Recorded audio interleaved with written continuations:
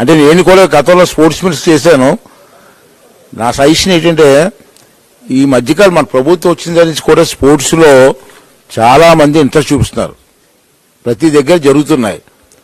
గతంలో వాళ్ళు ఏం సరే ఆడుకున్నారు తప్పించి ఆటలు లేవు. అంచేత మీరు ఏం చేస్తారంటే నా సజెషన్ ఏంటంటే పూర్వం హై స్కూల్స్ ఉన్నాయి కదండి. పూర్వం ప్రతి హై స్కూల్లో కూడా 2 ఎకరాలు 3 ఎకరాల స్థలాలు ఉన్నాయి సార్ అక్కడ ఆల్రెడీ. ప్రతి హై స్కూల్లో ఉన్నాయి. ఆ హై స్కూల్లో మీరు కొంచెం ఎక్కువ ఖర్చు కూడా అవ్వదు. కబడ్డీ కొట్టాను, వాలీబాల్ కొట్టాను చేస్తే పిల్లలు కొంచెం బాగుంటుంది. అది కూడా మంచి పెద్ద ఏరియా సార్. ఒకటి కూడా లేదు నాకు తెలిసాక ఈస్ట్ గోదావరి అక్కడే చదువుకున్నాను నేను. అది కూడా కొంచెం కన్సిడర్ చేయండి సార్.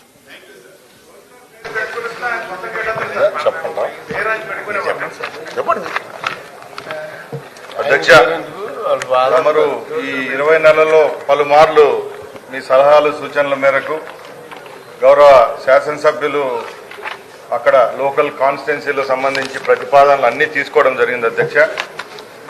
ఈసారి కూడా బడ్జెట్లో సుమారు 2,000 కోట్ల రూపాయల ప్రపోజల్స్ ను గౌరవ ముఖ్యమంత్రి గారికి మేము సబ్మిట్ చేయడం జరిగింది అధ్యక్ష.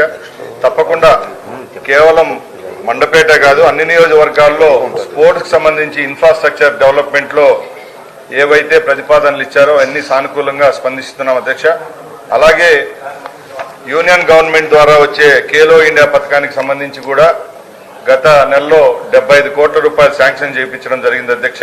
తప్పకుండా రేపు వచ్చే సంవత్సరంలోనే ఎక్కడెక్కడి నుంచి ప్రతిపాదనలు ఉన్నాయి అన్ని సానుకూలంగా స్పందించి ఇన్ఫ్రాస్ట్రక్చర్ డెవలప్మెంట్ లో చర్యలు తీసుకుంటామని సభాముఖంగా మీ ద్వారా తెలియజేసుకుంటున్నారు.